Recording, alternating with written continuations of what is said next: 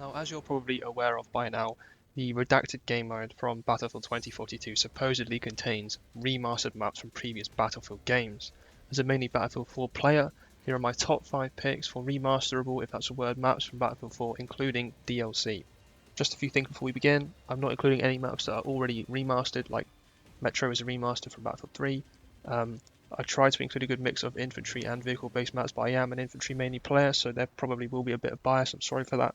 And if I'm chatting complete shit, let me know. We can talk about it in the comments because I will respond to all comments, and yeah, we can have a good chat. So let's begin.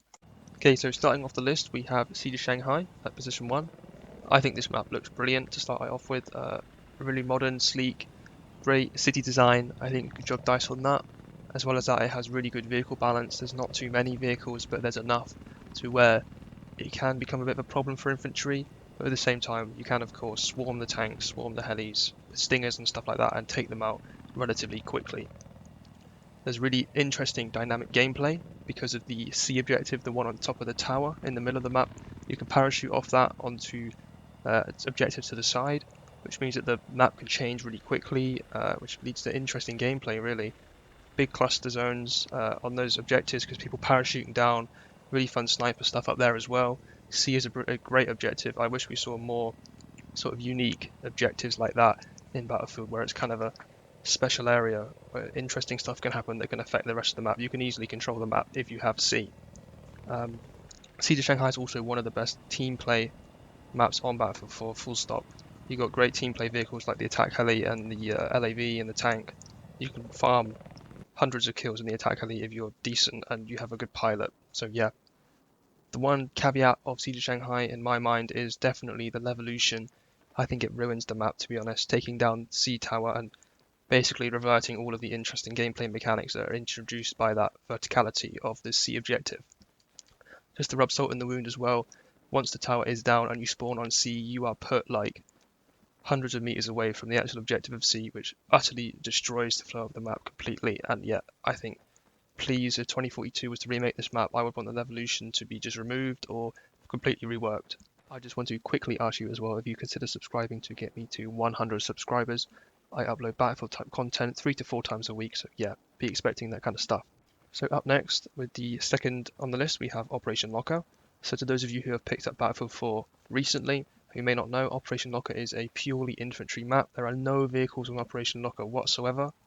Now this in itself is probably the biggest strength of Operation Locker for a lot of players, me included, that you can just enjoy the infantry mechanics on Battlefield 4, which are excellent, by the way, without the interruption of vehicles having to play engineer, support, or recon to try and take down the tanks.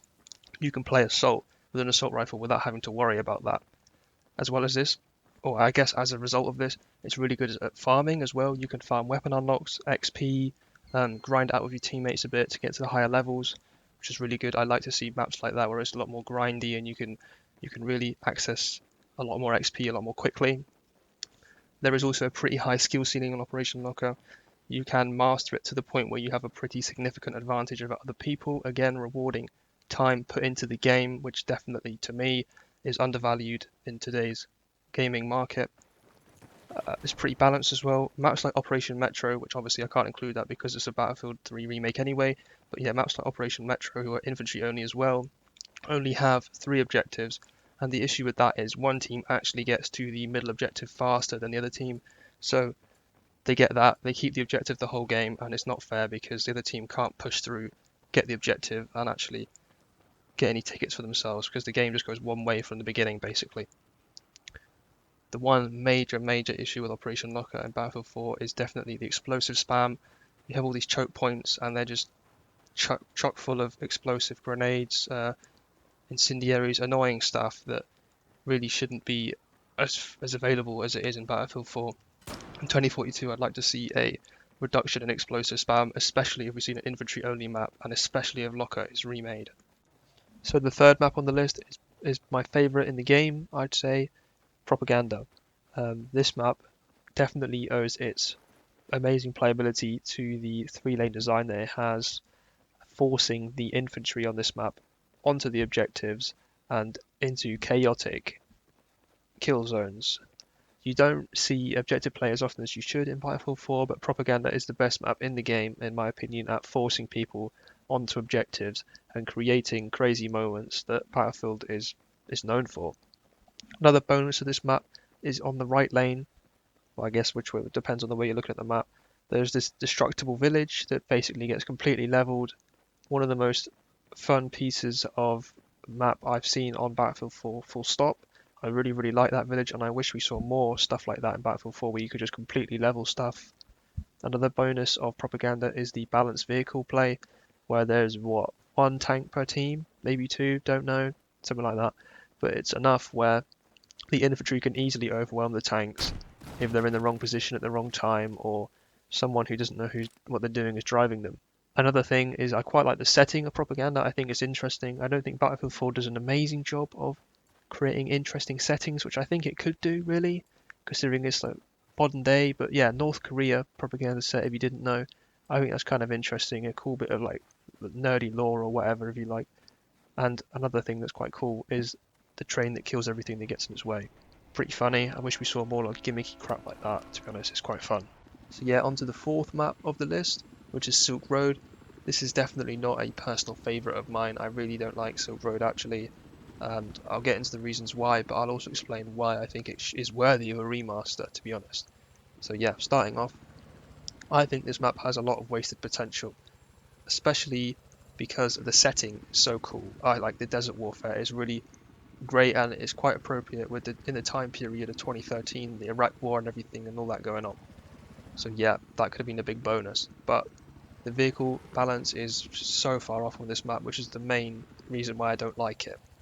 There's like 2 stealth jets per team, but like 8 tanks on each team or something like that. Something's just stupid. Stealth jets cannot take out tanks, really. It takes like so many runs with a laser guided missile. Should have been an attack jet per team, or maybe even 2 per team. That's the amount of vehicles that are on this map.